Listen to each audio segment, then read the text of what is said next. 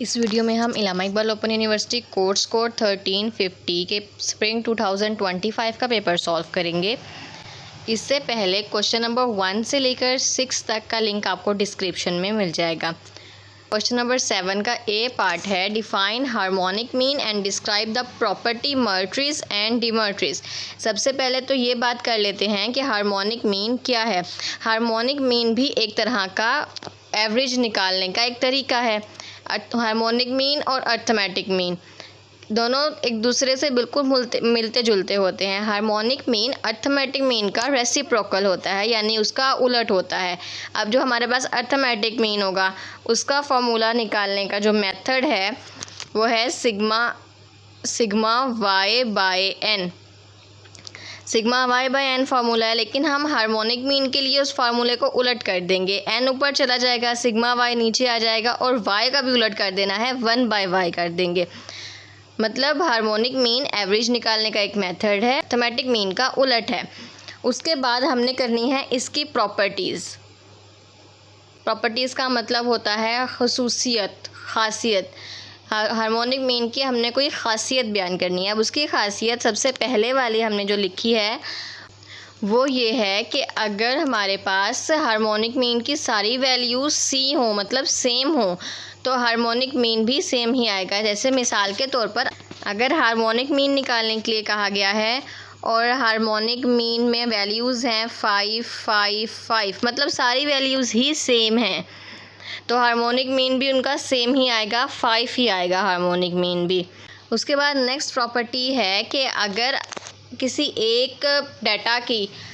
एक डाटा का हम अर्थमेटिक मीन, ज्योमेट्रिक मीन और हार्मोनिक मीन तीनों मालूम करें तो अर्थमेटिक मीन का आंसर सबसे बड़ा होगा, ज्योमेट्रिक मीन का आंसर उससे छोटा और हार्मोनिक मीन का आंसर सबसे छोटा होगा। एक डाटा का arithmetic mean, geometric mean, harmonic mean तीनों निकालें तो हार्मोनिक मीन जो है वो सबसे छोटा होगा। देन इसके बाद आ जाते हैं मर्ट्रीज और डिमर्ट्रीज पर। मर्ट्रीज होते हैं फ़ायदे। इसका एक फ़ायदा यह है कि मैथमेटिकल फार्मूले से डिफ़ाइन किया जा सकता है, हर तरह की ऑब्जर्वेशन सॉल्व की जा सकती हैं। और जो डिमर्ट्रीज़ है, डिमर्ट्रीज़ का मतलब होता है नुकसान या फिर मुश्किलात। तो इसमें मुश्किलात ये है ये कि अर्थमेटिक मीन की तरह सिंपल नहीं है। अगर आपके पास ऑब्जर्वेशन में ज़ीरो आ जाए, यानी कि जो वाई की वैल्यूज़ दी गई हैं उसमें ज़ीरो आ जाए, तो मैथ से एरर आ जाएगा सॉल्व करते हुए, आगे क्वेश्चन सॉल्व ही नहीं होगा।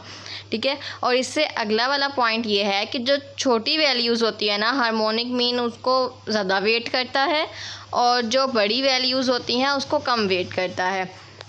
इस क्वेश्चन में आपने हार्मोनिक मीन की पहले डेफिनेशन लिखनी है, फिर फार्मूले, प्रॉपर्टीज़, मर्ट्रीज और डिमर्ट्रीज लिखेंगे बाद में। क्वेश्चन नंबर 7 बी है, कैलकुलेट द जीएम यानी कि ज्योमेट्रिक मीन एंड एचएम यानी हार्मोनिक मीन। क्वेश्चन में वेजेस और नंबर ऑफ वर्कर्स दिए गए हैं, हमें ज्योमेट्रिक मीन और हार्मोनिक मीन मालूम करने हैं। जीएम और एचएम ये दोनों ही एवरेज की दो टाइप्स हैं। ज्योमेट्रिक मीन को मालूम करने के लिए फॉर्मूला लिखेंगे पहले, geometric mean equal anti log sigma F log x by sigma F. पहले हमें x मालूम करना है, फिर उसका लॉग लेना है, फिर f के साथ मल्टीप्लाई करना है और लास्ट पे सारी वैल्यूज़ को प्लस करेंगे। सबसे पहले x मालूम करेंगे। x होता है मिड वैल्यू।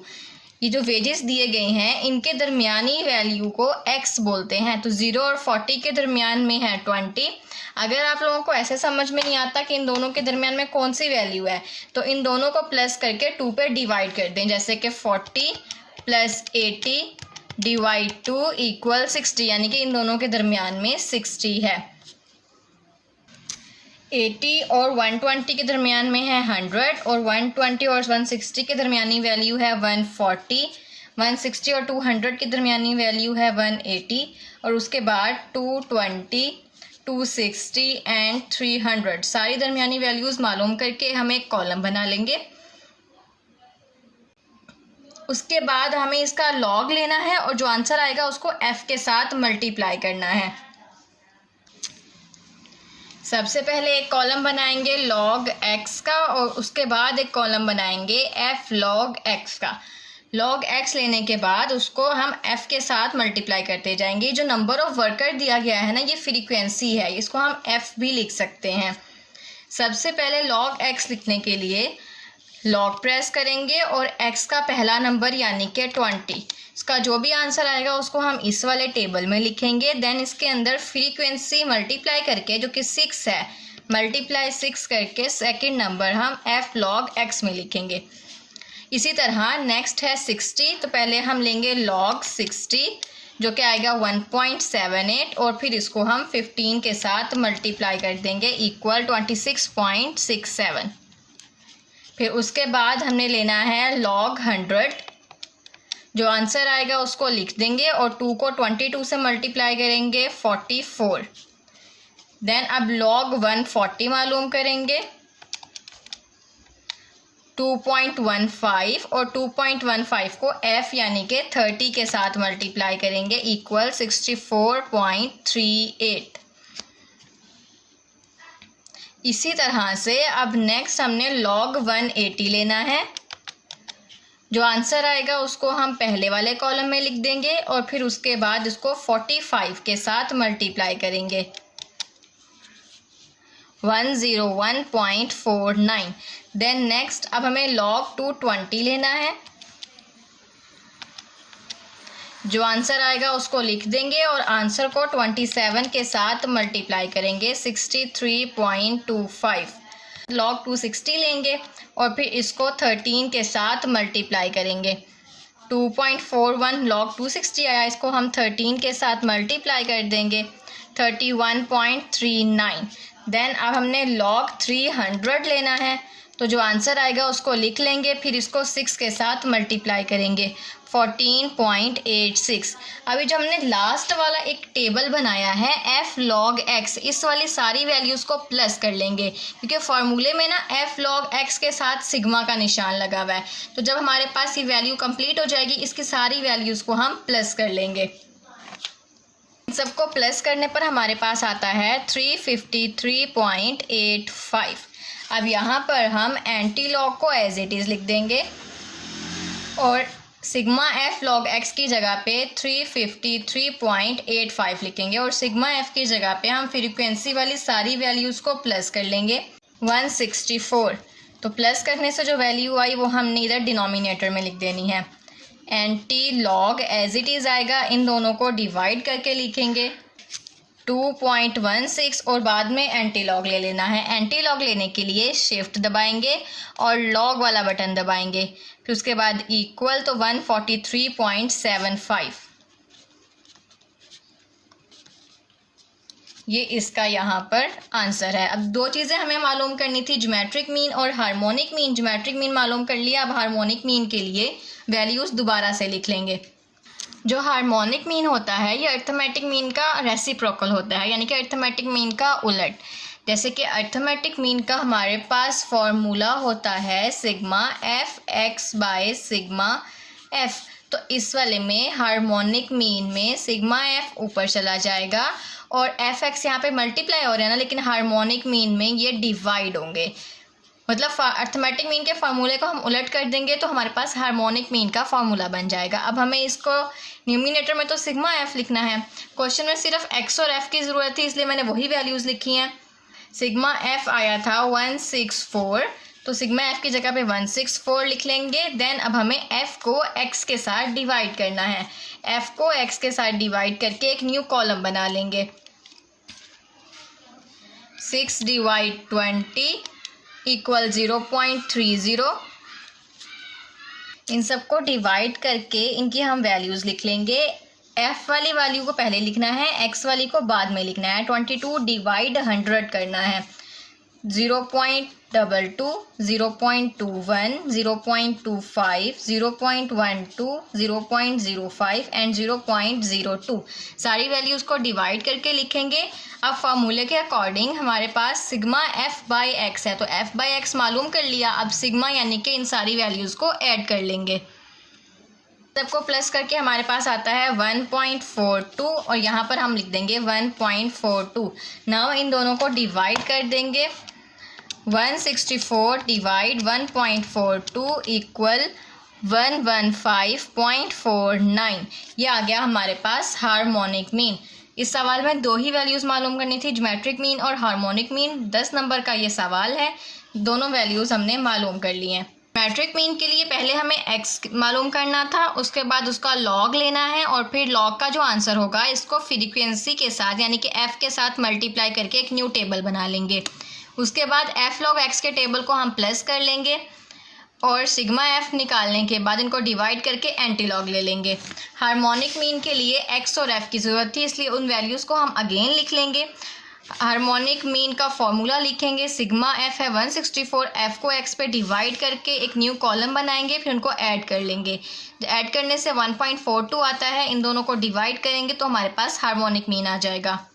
क्वेश्चन नंबर 8 का ए पार्ट है, what is the probability explain with example. Probability क्या है? प्रोबेबिलिटी का मतलब होता है इम्कान, यानी कुछ भी करने से पहले हमारा ये सोचना कि ऐसा हो जाएगा वैसा हो जाएगा, इसको इम्कान बोलते हैं। ठीक है, अब स्टैट्स की ज़ुबान में, मैथ्स की ज़ुबान में जो प्रोबेबिलिटी है वो किसी भी चीज़ के चांस को मालूम करने के लिए यूज़ की जा सकती है। जैसे मिसाल के तौर पर अगर एक कॉइन है, हम कॉइन को उछालेंगे तो क्या चांस है, हेड आएगा या फिर टेल आएगा। प्रोबेबिलिटी ऐसे सवालों को सॉल्व करने के लिए यूज़ होती है। अगर हमारे पास एक डाई है, डाई का मतलब होता है लूडो का दाना, अगर हम उसको घुमाएंगे तो 1 2 3 4 5 6 इनमें से कौन सा नंबर आएगा, तो ये प्रोबेबिलिटी है। प्रोबेबिलिटी मालूम करने का एक फॉर्मूला होता है favourable outcome by total outcome. Favourable outcome का मतलब वो आउटकम जो हमें चाहिए, जैसे कि हम चाह रहे होंगे कि अगर हम सिक्का उछालें तो हमारे पास हेड आए, तो फेवरेबल आउटकम होगी हेड, और टोटल आउटकम टोटल होगी। जैसे कि एक सिक्का उछालने के लिए हमारे पास दो आउटकम्स बनती हैं, हेड और टेल, तो टोटल होगी 2, और फेवरेबल में हम लिखेंगे वो जो हमें चाहिए। जैसे कि हमें हेड चाहिए तो फेवरेबल में हेड का आएगा। इसके बाद आपने इसकी एग्जांपल्स लिखनी है। मैंने यहाँ पे 2 एग्जांपल्स यूज़ किए हैं, एक कॉइन को टॉस करना और दूसरा डाई को रोल करना। देन क्वेश्चन नंबर 8 का जो ए पार्ट है वो 2 हिस्सों पर मुश्तमिल है। उसका दूसरा हिस्सा ये कहता है कि जो एडिशन लॉ ऑफ प्रोबेबिलिटी का उसको हमने प्रूफ करना है। सबसे पहले एडिशन लॉ ऑफ प्रोबेबिलिटी लिखेंगे, बाद में इसको हम टोटल आउटकम के साथ डिवाइड कर देंगे। एन ब्रैकेट में जो एस लिखा हुआ है ना, इसका मतलब है टोटल आउटकम। टोटल आउटकम के साथ एक एक नंबर को डिवाइड करते जाना है। अब जब फेवरेबल आउटकम टोटल आउटकम के साथ डिवाइड होती है तो प्रोबेबिलिटी आती है। ठीक है, इसलिए A union B as it is रहेगा। एन जो लिखा हुआ है इसको हम ख़त्म करके इसकी जगह पे पी डाल देंगे। फॉर्मूला आप लोगों को याद होगा, अगर फेवरेबल आउटकम टोटल आउटकम से डिवाइड होती है तो प्रोबेबिलिटी आती है। इसी तरह यहाँ पर देखें, ऊपर वाला फेवरेबल आउटकम है और एन ब्रैकेट एस जो है ये टोटल आउटकम है, इसलिए हम इसका आंसर जो है वो प्रोबेबिलिटी में लिखेंगे। सारे आंसर्स निकालने के बाद इसको सेट करके लिखेंगे। इस बॉक्स में जो वैल्यूज़ दी गई हैं आप इनको तब्दील कर देंगे, और हमने जो यहाँ पर आंसर्स मालूम किए हैं ये वाले आंसर्स, ये इसकी जगह पर पुट कर देंगे। जब हम पुट करेंगे तो हमारे पास आएगा probability A union B equal probability of A plus probability of B minus probability of A intersection B. यहाँ पर आकर लॉ प्रूव हो जाएगा। अगेन रिपीट करती हूँ, सबसे पहले हम लॉ को लिखेंगे, उसके बाद इसको टोटल आउटकम के साथ सबको डिवाइड कर देंगे, और देन जहाँ पर एन और एन ब्रैकेट एस लिखा हुआ है इसको ख़त्म करके यहाँ पे सिर्फ पी का लिखना है। पी का मतलब होगा प्रोबेबिलिटी। स्प्रिंग 2025 के पेपर का ये लास्ट क्वेश्चन है, क्वेश्चन 8B। इसमें है, ये प्रोबेबिलिटी का सवाल है कि एक कार्ड है, अगर हम उसको उछालते हैं 52 कार्ड्स में से, यानी कि जो टेक ऑफ कार्ड्स होते हैं ना, ताश के पत्तों का सेट होता है, उसमें 52 कार्ड्स होते हैं, तो उसमें से अगर एक कार्ड को निकाला जाए तो वो कार्ड कौन सा हो सकता है, उसका क्या इम्कान है। सबसे पहले है द कार्ड इज़ ब्लैक, तो हम ब्लैक की प्रोबेबिलिटी मालूम करेंगे। पहली बात ये कि प्रोबेबिलिटी का फॉर्मूला होता है P equal favourable outcome by total outcome. Favourable का मतलब ऐसी वैल्यू जो हमें चाहिए, और टोटल का मतलब जो टोटल वैल्यूज़ हैं। जैसे कि यहाँ पे टोटल वैल्यू 58 है, तो सब जितने भी हमने पार्ट सॉल्व करने हैं ना, सब में ही टोटल आउटकम 52 ही रहेगी, सिर्फ फेवरेबल आउटकम तब्दील होती रहेगी। जो 52 कार्ड्स होते हैं ना, इसके अंदर हमारे पास 26 रेड कार्ड होते हैं और 26 ही ब्लैक कार्ड होते हैं। देन अब पहला अगर पार्ट पढ़ें तो यहाँ लिखा हुआ है द कार्ड इज़ ब्लैक, तो हमें ब्लैक कार्ड की प्रोबेबिलिटी चाहिए, तो हम यहाँ पे लिखेंगे ब्लैक कार्ड ब्लैक कार्ड कितने हैं, वो हैं 26। तो प्रोबेबिलिटी मालूम करने के लिए favourable outcome by total outcome का फॉर्मूला लिखेंगे। फेवरेबल आउटकम जो हमें चाहिए ब्लैक कार्ड और वो है 26। तो फेवरेबल आउटकम 26 हो जाएगी और टोटल कार्ड्स हैं 52। तो यहाँ पे हम 52 लिखेंगे। इन दोनों को हम डिवाइड कर देंगे। 26 डिवाइड 52 इक्वल 0.5। देन उसके बाद सेकंड वाला अब सॉल्व करना है। सेकंड है the card is diamond card. जो रेड कार्ड होते हैं ना, 26 रेड कार्ड होते हैं। इन रेड कार्ड्स के अंदर ही 13 डायमंड होते हैं जिन पर डायमंड की शेप बनी होती है और 13 हार्ट शेप के होते हैं। दो तरह के कार्ड होते हैं रेड कार्ड के अंदर, 13 डायमंड वाले और 13 हार्ट वाले। हमें यहाँ पे डायमंड कार्ड की प्रोबेबिलिटी लेनी है, तो हम लिखेंगे डायमंड कार्ड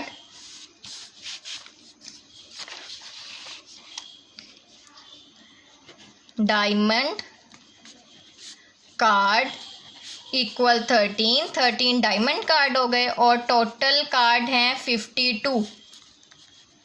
इनको हम डिवाइड कर देंगे। 13 डिवाइड 52 0.25 इसकी प्रोबेबिलिटी आ गई। नेक्स्ट अब थर्ड वाला है द कार्ड इज 9। तो 9 कार्ड होते हैं 4। यहाँ पे हम टोटल 9 कार्ड लिख लेंगे, वो होते हैं 4। तो फेवरेबल आउटकम होगी 4 और टोटल आउटकम होगी 52। मैंने बताया था कि टोटल आउटकम सब में सेम रहती है। अब फार्मूला लिखेंगे P equal F by T और फिर P इक्वल F आएगा 4 और T आएगा 52। इन दोनों को हम डिवाइड कर देंगे। 4 डिवाइड 52 इक्वल 0.08। नेक्स्ट अब फोर्थ वाला सॉल्व करना है। The card is a king. तो जो डेक ऑफ कार्ड होता है ना, ताश के पत्तों का सेट होता है, इसमें जो किंग वाला कार्ड होते हैं वो 4, इसमें जो किंग वाले कार्ड होते हैं वो 4 होते हैं। तो टोटल किंग कार्ड होंगे 4 और टोटल वैल्यूज़ या फिर टोटल कार्ड्स होंगे 52। तो फार्मूला होगा P equal F by T। F का मतलब फेवरेबल आउटकम। फेवरेबल आउटकम क्या है, जो हमें चाहिए, हमें किंग कार्ड चाहिए और वो 4 हैं। डिवाइड T आएगा 52, इसको डिवाइड करने पर भी आएगा 0.08। उसके बाद 5 वाला सॉल्व करेंगे पिक्चर कार्ड। जो पिक्चर कार्ड होते हैं ना, वो 3 तरह के होते हैं। एक के ऊपर जैक बना होता है, दूसरे पर क्वीन और तीसरे पर किंग। ये पिक्चर कार्ड होते हैं, 3 तरह के होते हैं। तो टोटल पिक्चर कार्ड हो गए 3।